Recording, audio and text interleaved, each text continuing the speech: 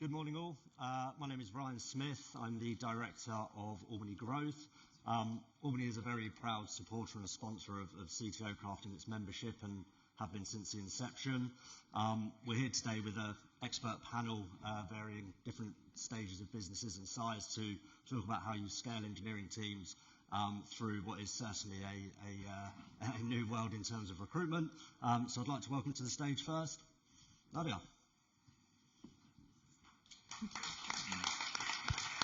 Sue, Peter, Nasreen, and Stephen. Thank you.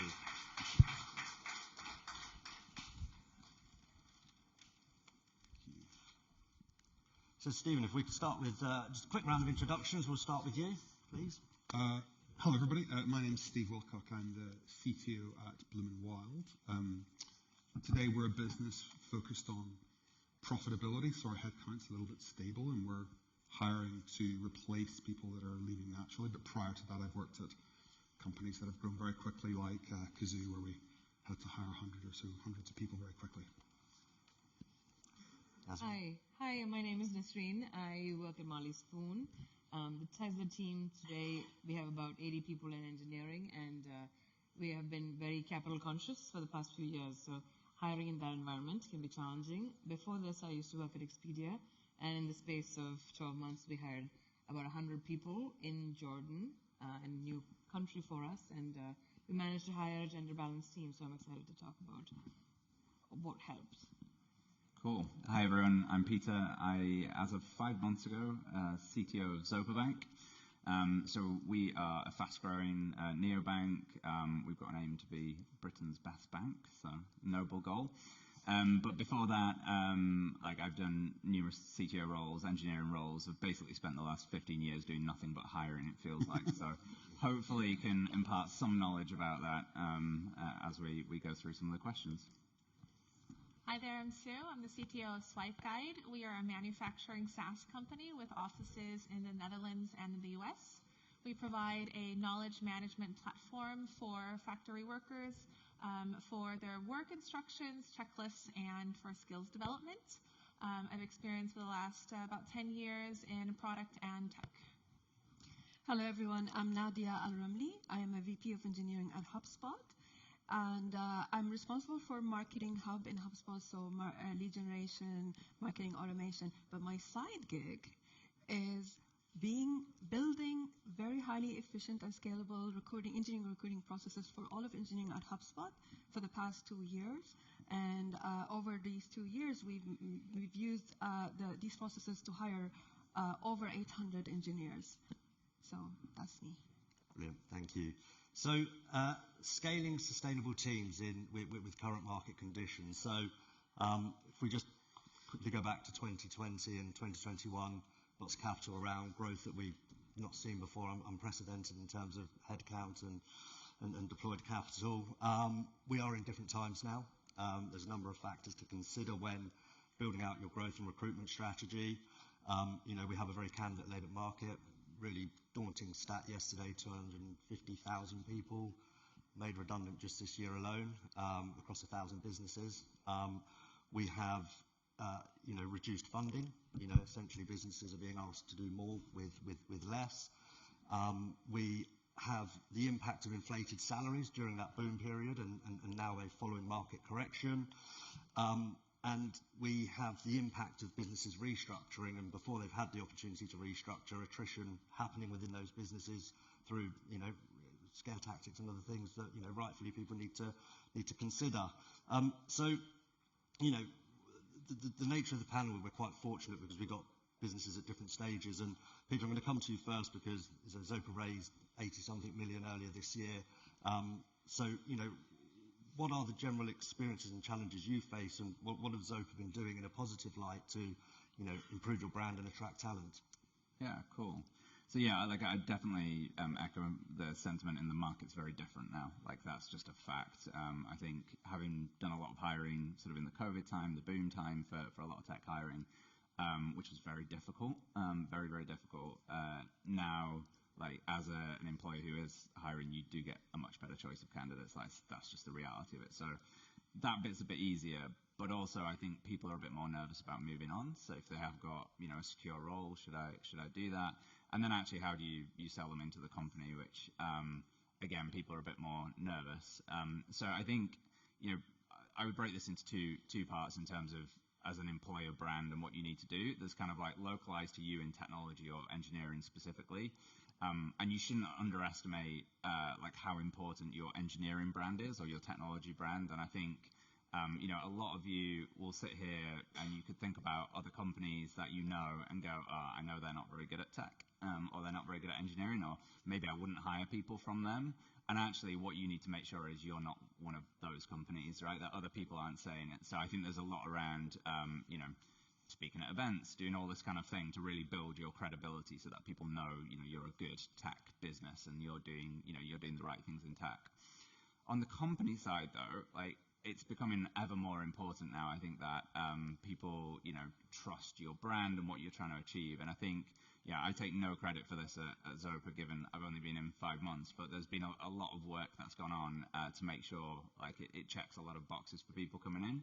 So I think raising capital is a great thing, right? People see that as a runway and trust that, the business is still going to be around for a while. So that's great. If you have a solid business model where you're making money, again, we've sort of moved from VCs being happy to chuck money into businesses all about growth, but now it's actually a lot of focus on profitability. So again, that helps from our point of view. But if you just think about employer brand, so you've got things like what's the public perception. So look at your Glassdoor score. So I think we're about 4.5, which is great. We've got a 99% CEO approval rating. That's a pretty good place to be. Like, people trust that. We were just voted the second most loved employer in the UK by Newsweek. That's great. Candidates bring it up with me when I speak to them. That's a good place to be as well. And then I think your general offering as well is really important. So we've done a lot in terms of, so we now do 16 weeks parental leave. That's really important to a lot of people, paying full pay for 16 weeks. It doesn't matter who you are, that's it. I was reading through some stuff last night. I was having a laugh about, not a laugh because this is a nice thing, but we give 2 days bereavement leave if your pet dies. Okay. Stuff like that. It doesn't sound a big thing, but all of these things actually stack up to an overall kind of good feeling about who the business is. So when you're speaking to candidates, they're like, actually, we have trust in this business. We know it's still going to be around, and I know it's going to be a good place to work. So yeah, definitely don't underestimate that. And a lot of these things don't cost a ton of money. So if you sat there going, well, we can't, I'm not sure I could do this in my business. Actually, a lot of this is very low cost. It's maybe a productivity hit rather than it is a financial hit, compared to just saying we're going to be the company that pays the most, which I don't think, wins the game anymore. No, indeed. And just going back to, let's call it the positive press that's around Zopa at the moment. Is it expected that candidates find that information, or have you got an outreach strategy that actually provides that in the initial engagement? Both is the honest truth. So we do send out a briefing pack to all candidates, which does highlight a bunch of this stuff. We're very proud of it. So, like, why wouldn't we be? We recently won FinTech of the Year at the FinTech Awards. We won Britain's Best Bank at the Banking Awards. So, like, these are pretty good things to talk about. So we will push that in front of candidates, get them to understand it, the fundraisers, etc. But equally, you need to be where they're looking as well. So, I mentioned Glassdoor, right? Like, that one, you just need to make sure that people like working for you and put in good reviews because of that. Because candidates will go and seek that out. You don't necessarily just point people there. Yeah, got it. And if we think about the economic uncertainty with post-redundancies, Nasreen, how are you managing the kind of internal and external implications when hiring for Marley Spoon? Yes. So internally, this is very related to the topic of the conference, right? Culture. In order to preserve authenticity between leaders and the team members, right? The conversation around new hires post a reduction in force, that's really critical. So doing a bit of due diligence as a CTO or as a tech leader to know that you don't really have a vacancy that's going to come up in 2 or 3 months for a role that you've just let go, that's really critical because it allows you to be in front of your teammates then and explain clearly why there's a new open role. And that clarity also helps with the external story, because candidates, if you actually get somebody on the phone, right, you don't want that moment to result in the candidate being turned off because of the fact that there were redundancies. And that's a question on lots of people's minds. They say, I noticed in the press that you let a few people go. I noticed on Glassdoor you let a few people go. What about this position, and how does it last the test of time, right? And so this is the best assessment, honestly, from my perspective. Absolutely. And Stephen, when you're switching from growth to stability, which if we tie Kazoo and Bloom and Wild together, some really good examples there. What does that actually look like, and what are the differences and considerations when, leading to hyperscale versus profitability and maybe, replacing for So when you're focused on driving towards profitability, you may tend to have an organization which is more focused on having a stable size of team or a small bit of growth.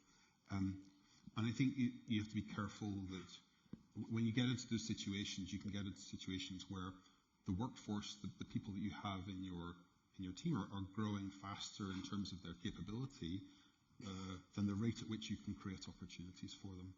And so when I think about hiring in those contexts, I think that you have to be very thoughtful about taking advantage in some respects of natural attrition, so that you think very carefully about succession and promotion from within, so that you can get in situations if a senior person leaves, if you've done your succession management well and you've got good internal candidates, then you can promote someone into that role. Maybe you can promote someone into that role and create a little housing chain of moves within your organization. And that can help relieve a lot of the head of steam pressure that can build up if your overall organization is not expanding. And then, the delta between if you hire, you may end up hiring at the bottom of that housing chain, and the delta between the salary that was going out and the salary coming in is what you use to finance some of the promotions to facilitate that. So it's often not like for like in terms of hiring, in terms of how you backfill. And that must then have a positive spin on retention, in the sense that, we spoke a lot yesterday about learning and development being, I think, second ranked behind flexible working as to why someone would join or stay with the business. Yep. And have you seen the positive impact of that too, with retention increasing because, by proxy people are moving forward? Absolutely. I think, internal candidates offer a lot in terms of having a lot of domain knowledge, knowing how the business works, and it's a very important story to be able to tell your people that you're going to get these opportunities and they're going to come up. And in many situations, I've had conversations with people saying, these are the kinds of, if these people were to move on, these are the kinds of opportunities I'd like you to be going for, and let's have a conversation about how we can get you ready for a director role, a VP role, even ahead of some of those opportunities opening up. And if it doesn't play out, it's still a great learning opportunity, right? So I think it's really important to be thoughtful and look holistically at your whole organization in those situations. Absolutely, which can be a tricky balance, because at hyperscale you're running so fast, right? So to be able to actually manage the operational side and CDPs and other things. I mean, organizational problems are easier to solve when you're growing very quickly, because you've always got another 50% of headcount coming in where you can adapt what roles you want to create and fix forward, basically. Absolutely. And staying on the theme of scale, Nadia, big volumes of hiring at Hubspot.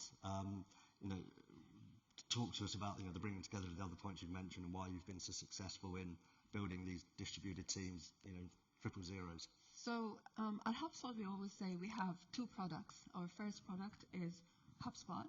The second product is our culture. So the fact that we think of our culture as a product has really helped and build our brand. So a lot of people think about, how you're going to sell your product, how you're going to find users, how you're going to delight your users. Not as many sometimes think about it in terms of the culture and the talent you bring in. So if you think about it that way, when you're trying to attract talent, you're doing marketing. You're trying to sell that brand. And when you're getting in touch with somebody, you're trying to make a sales pitch. And then when you hire them, you want to delight them. You want them to be happy. You want them to tell others so that they come to you. So that's been huge. And we have the cultural code, which is also very known. So we get a lot of candidates have already seen our cultural code and attracted to it. So that helps. However, I want to say that it's not easy as well, because when you're dealing with a large volume, you want to really get that sustained bar.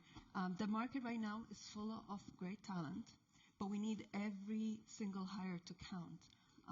We can't afford to have mishires, suboptimal hires, so we need to really, really build that really well from the start, think about it, and also hire quickly.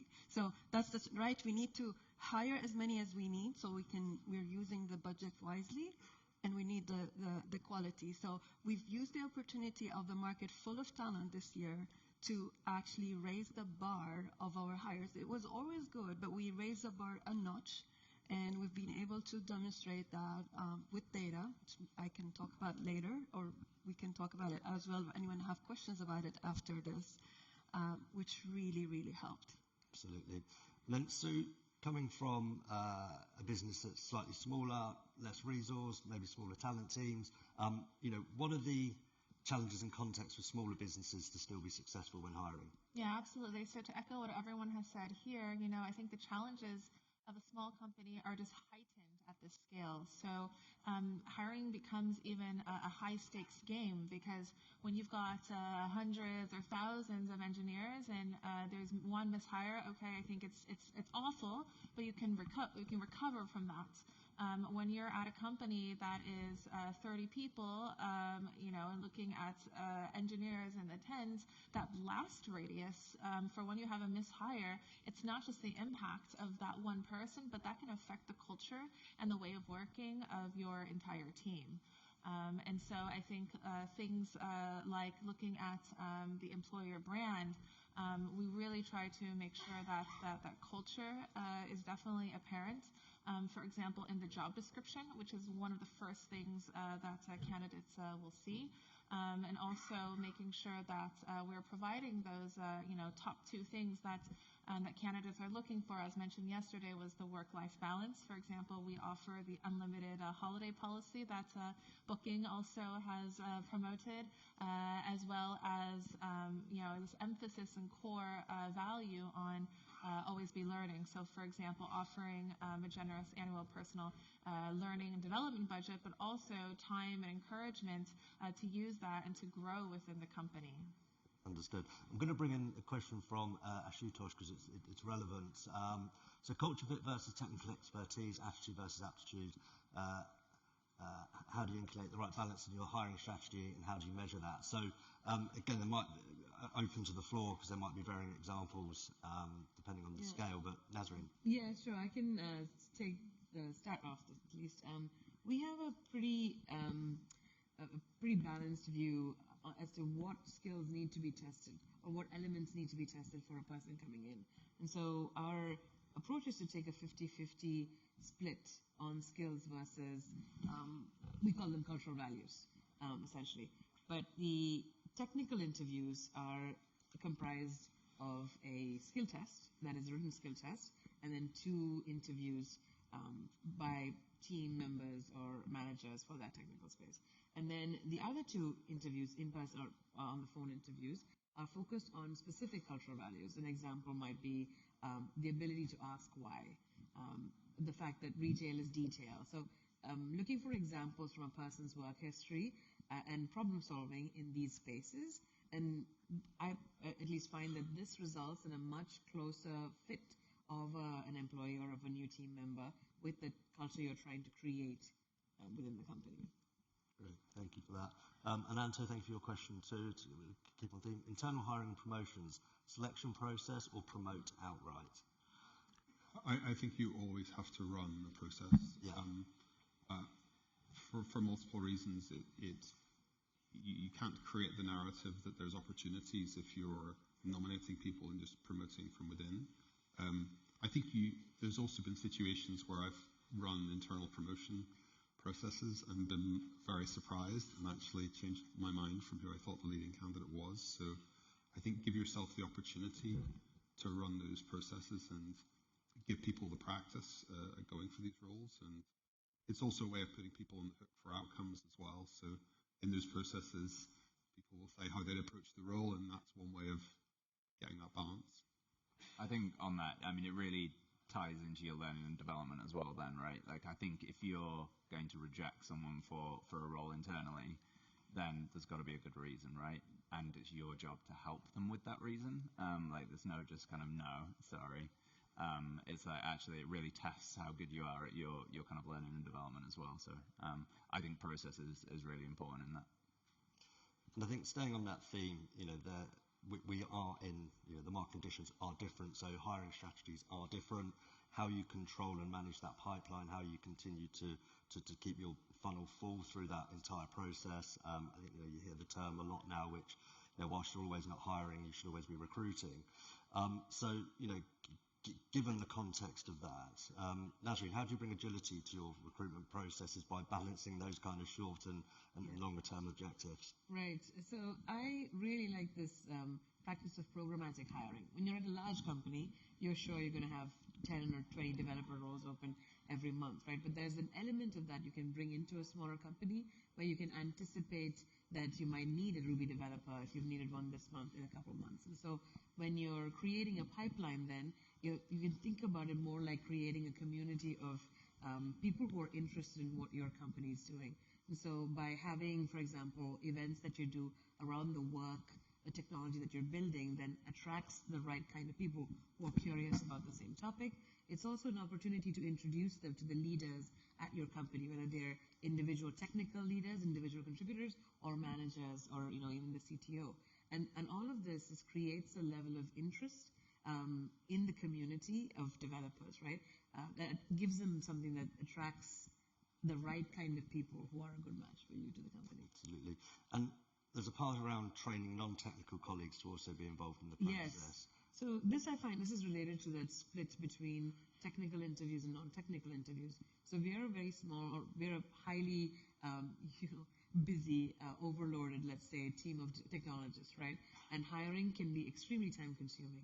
So figuring out how to hire recruiters who are not technical but are able to really get through so much of the time-consuming aspects of hiring. So visa screening, salary screening, basic technical skill questions. So it doesn't have to be an evaluation of that, but telling somebody, these are the things we do, can you do these things, and being specific, maybe even writing down what they say as an answer, can save a bunch of time. And then all our cultural interviews are handled by people who are adjacent to the function, so product managers, domain experts, but honestly, the conversations with them are really informative for us about the independence that we can give a particular new hire, right?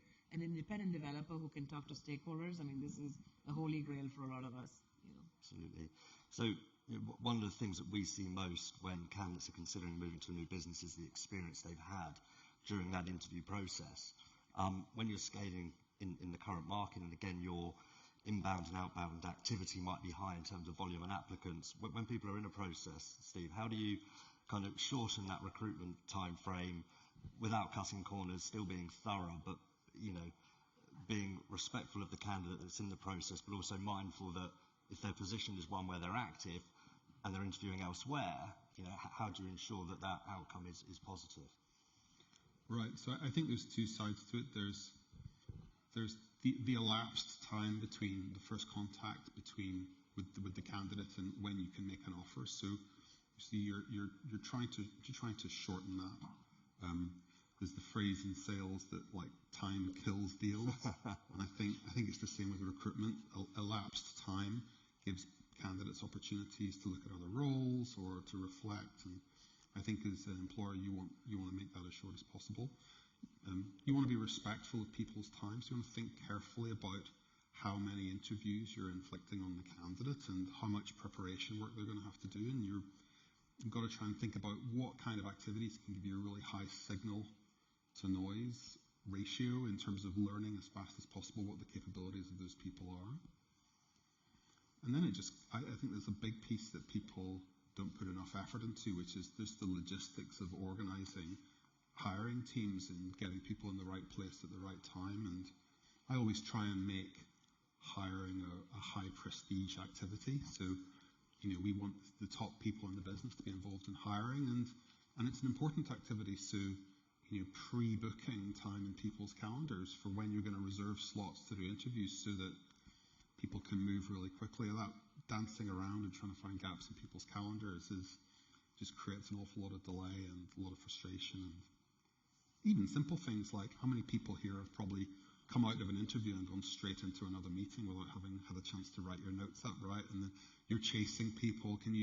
What did you think of this candidate? And then you accidentally, you confer and you mess the process up a little bit. So I think just being organized and being on top of the logistics is underrated and a really important part of it. Absolutely. And has anyone got a view? I think, Nadia, you might have mentioned earlier, how do you maintain the top of that funnel? Because it's very easy to get a process started and think, okay, look, the volume's strong enough that we should hire, but I think that becomes quite short-sighted in the current market, given people that have got lots of considerations. So have you got any kind of tips or advice for businesses that either have lots of resource or don't around maintaining the top of that funnel, or indeed, keeping a consistent message in the market that this business is scaling? So, like I said, you want to think about, so oftentimes, and I think this relates as well, some of the questions we're getting is that, if you any time stop your pipeline, the key thing, if you are looking to grow, is never stop the finding talent process. Honestly, even if not hiring right now, still try and maintain it. Think of it like a customer, right? Again, you want to nurture your leads until you're ready to sell. You don't want to go and just start from zero. So you want to nurture these leads over time, and then when you're ready to actually sell, you then can give them that sales pitch. So that's really important. One of the things we've experienced, so we had earlier this year, in February, we had layoffs, and we were not hiring for a couple of months, and then started ramping up hiring very quickly on engineering, where we needed to hire hundreds of engineers in a squeezed timeline. So we needed to hit our hiring targets from zero pipeline in 6 months, over 450 engineers. That is insane. So that was, so we needed to deal with a lot of unhappiness of interviewers, so kind of want to brush on I think there was one of the questions about burnout from interviewers. I don't see it anymore. But one of the things that is really important here is to think about the whole thing. Like, I like to think about this as like being an engineer, this is a distributed system problem, okay? You want to maintain that distributed system. So you want to think for the bottlenecks. You want to think about the scale. You want to actually prepare in advance and think where we're going to have your pitfall. So our pitfall was we did not have enough interviewers simply to actually deal with that volume. We did not. It meant we had to immediately go scale our interviewers pipeline training. And then we needed to also, when just doing the math, multiply, so think about your conversion rate. How many people you need to interview to make a hire? Okay, so for us, that was about six candidates interviewed face-to-face to one hire. Multiply, say you were hiring 400 by 6, okay, and then think about how many interviews they're doing. Multiply that again. You get an insane amount. Think about per month. Just you immediately find the bottlenecks. So being able to think ahead about that and like, okay, we immediately need to start ramp up hiring and ramp up training. And then let's prepare our interviewers. Let's tell them the messaging. Hey, we're going to have to put more effort here. We're going to have to pull in all together. Prepare that people will start being more critical of the quality of the candidates, because they're going to be like, why am I wasting time and they're poor candidates? So this is why we need to actually measure the quality of our candidates. And being able to show that it's actually increasing. We'd be able to say our conversion rate improved from 6-to-1 to 4-to-1 over that time, because we needed to bring that efficiency. That was the only way for us to be honestly to maintain it. And I'm happy to say, so we were meant to hit our target by November, and we hit our target. So we managed to hit it, but it was a hard journey. Absolutely. Now, one thing that can slow the hiring of engineers is the task, the take-home task, the pair programming task, whatever it might be. In the context of take-home tasks, there's been quite a bit of heat on whether they are here to stay or not. I'll reserve opinion. But, is it something that works well? Are you seeing that from a point of inclusion actually people should be assessed by, an environment where they're most comfortable. What can you share in terms of, either, diversifying the tasks or how you assess people versus, a singular option, which is go home and do this within this allotted time frame? Yeah, I'm happy to answer that. Yeah, please. Because I think it depends on what you're trying to assess before thinking about the type of assessment. So for qualities like adaptability or problem solving, communication and collaboration, we've actually decided to actually go for a live coding interview because that actually allows us to evaluate those skills. If we wanted to know if someone did really well in a particular task, of course, a take-home assignment, which is something that can do individually, can work. But in a startup, in a smaller company, being able to evaluate the ability to talk about the code, to ask the right questions, to make sure that people are understanding requirements. What happens if you throw them a new requirement, right, in the interview? How do they react? These are the things that we are actually assessing. And to make sure that people don't have, this feeling of pressure in a live coding exercise, which many people can experience. We want to make sure that we are addressing that diversity element. And so we have done several iterations of our technical interview and have varied the different types of questions that we're asking. A range of problem-solving algorithm exercises to short multiple choice exercises, to also a solutions architecture question where we're actually looking at creativity and the ability to brainstorm. So we hope that candidates take away that this interview, it's not a zero-sum game where you win or you lose or you did well or you didn't do well, but we're really looking at how is that person going to be able to add value through the conversations with the interviewer in the interview. Amazing. Thank you. Can I give 2 cents? Yes, please. Am I allowed? I know I didn't put my name on this one, but just kind of thinking, like, I would very much start at what is this person going to do in your organization, and then your interview process should test that. And actually, is this person going to be doing some coding thing on their own at home? If no, then what's your technical take-home test doing? Like, what are you actually testing for? So in the organizations I've been fortunate to lead, things like pairing, always a big part of it. Well, that's what I want to look at. That's what I want to test. So actually, let's get them sat with someone. Let's see how they interact. And again, I think to the question that was up earlier about sort of cultural versus technical skills, what you really test in there, you're testing they're not an arsehole, right? Like, you're making sure they can actually sit with someone and work, and they turn around and they say, actually, you know what, I could work with this person. They're great, right? That's what you want at the end of it. And I don't think the sort of like take-home type thing is ever going to help. It's just my personal opinion, but like, it doesn't work for me. No, great perspective. Can I also? Absolutely. Thank you. On this particular one, so if I hadn't had the experience in Jordan, I think I would have been very much sort of in your where you're coming from there over here. But in that market, you're evaluating talent that doesn't have experience in the type of work you're looking to hire them for. And so it's a lot of it is about the hunger and the momentum that person has, the drive the person has to maybe gain the skills that you're looking for, you're asking for your job. So the fact that we had kind of an open-ended take-home where people could take as much time as they needed revealed 2 things. One is that, if it's a sort of a new programming language, it doesn't actually take that much time to learn it.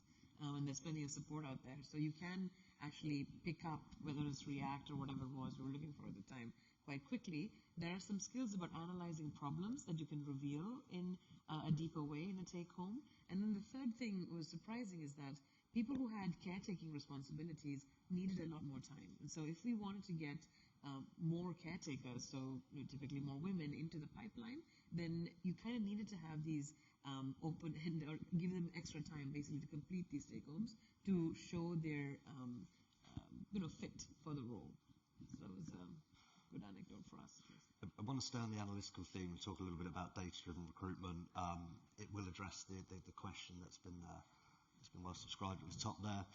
Essentially it's understanding why a process is successful, to iterate in real time the parts that aren't, and then obviously you then in many respects create a playbook for future hiring based on data and insight.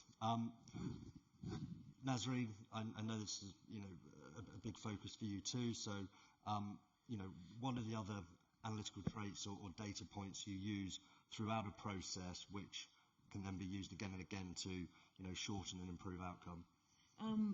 We use in many different ways, depending on how long you've been in the role, the stability in your organization, analyzing conversion, basically like a funnel for this versus like you would analyze conversion for a purchasing funnel.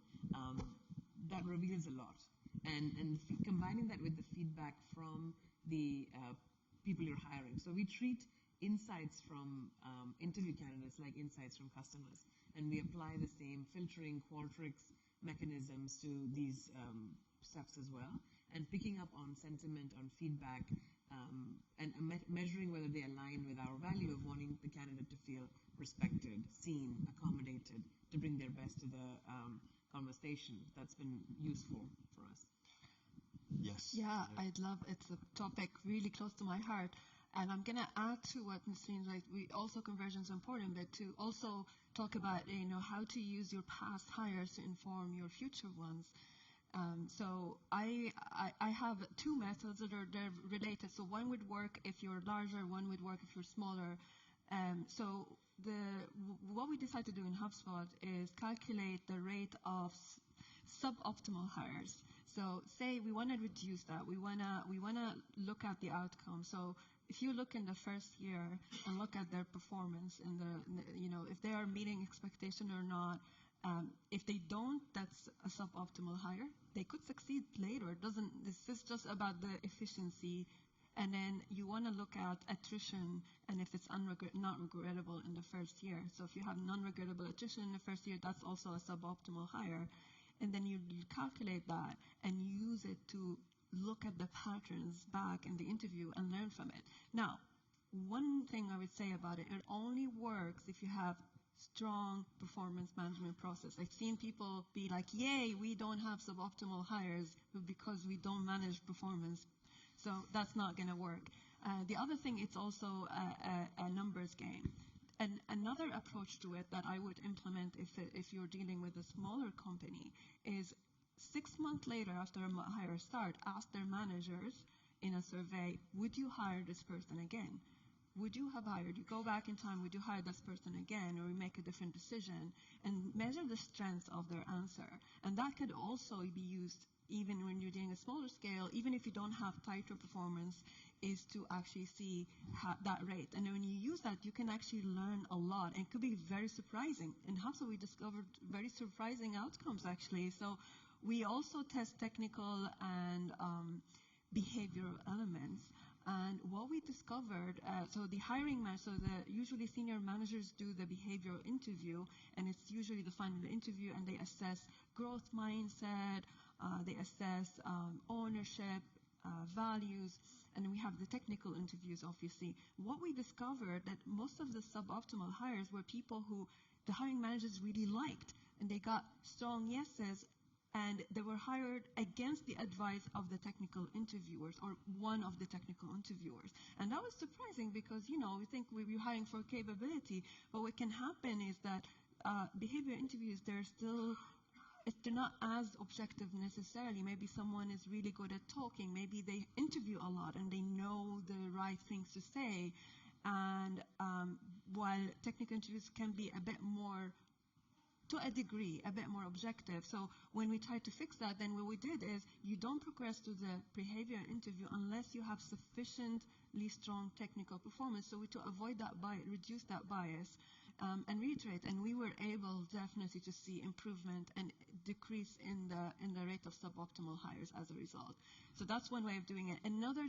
One thing I would say is right now, every time there is non-regrettable attrition, I reach out to the manager. It's not necessarily scalable, but it's not large numbers. So right now, I'm personally reaching out to a manager. I send them the interview notes, and I say, hey, in the hindsight, when you look at this, anything you think, okay, this is a signal I missed, or this is something I could have done differently.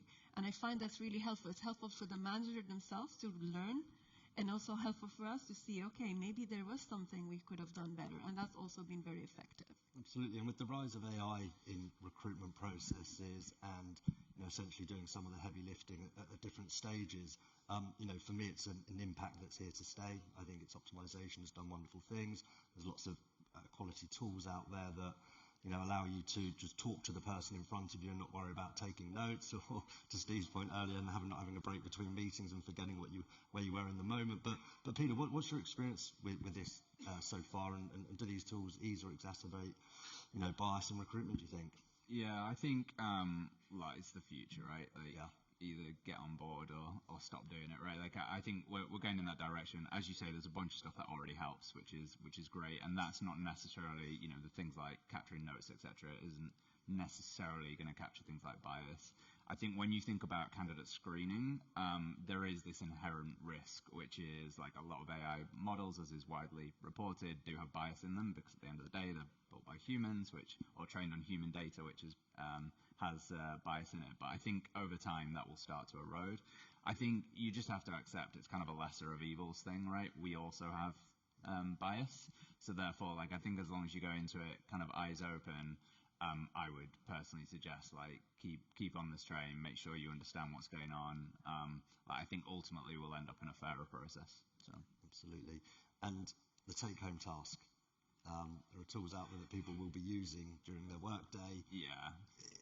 Is it a yes or no to using these things during take-home tasks? So my personal view in terms of it, and in fact, we were talking about this as far as a parent interview as well. If engineers are expected to come in and use things like GitHub Copilot, why wouldn't you be letting them use them in the interview as well, right? At the end of the day, that's just part of their role. But for a long time, if you think before these, people just go on Stack Overflow, we allowed people to do that during the parent interviews, because that's what they're going to do in real life, as it were. So I think it's absolutely fine, and it just puts a bit on. You should just understand that people are doing it and embrace it before. Steve, your view on that? We'll come to it. It'll be the last question we have. We've run out of time, but generative AI, does it increase efficiencies day to day? Well, yes, absolutely. I think it's we've made the tool available to our engineers, and we've seen some really good responses. Not in all cases, and there's some use cases where it's a bit less effective, but there's a lot of our engineers really enjoy using that tool. So I think it's really important, and it's going to be an important tool for engineers maximizing their productivity. I think during an interview process, while I would maybe consider letting someone use the tool in the process, I think you've also got to test the underlying understanding of the core conceptual ideas like data structures and algorithms and things like that, because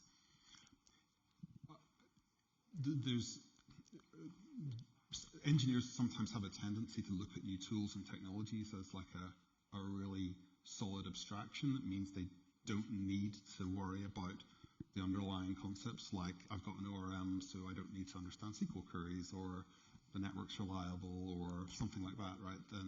And these abstractions don't always hold, so it's going to be great 80% of the time, but 20% of the time it's going to hallucinate or there's going to be a problem. And as an engineer, you're going to need to be able to spot those mistakes almost in your in this machine that you're pair programming with, right? So I think being able to spot those problems and mistakes is going to be really important as well. So amazing. And there were a couple of questions we didn't get time to answer, so please come and see our panelists in the speaker section. Yeah, definitely find us out there. There are some really good ones up there. Look, we will have to wrap it up there, but if you could join me in giving our amazing panelists a big round of applause.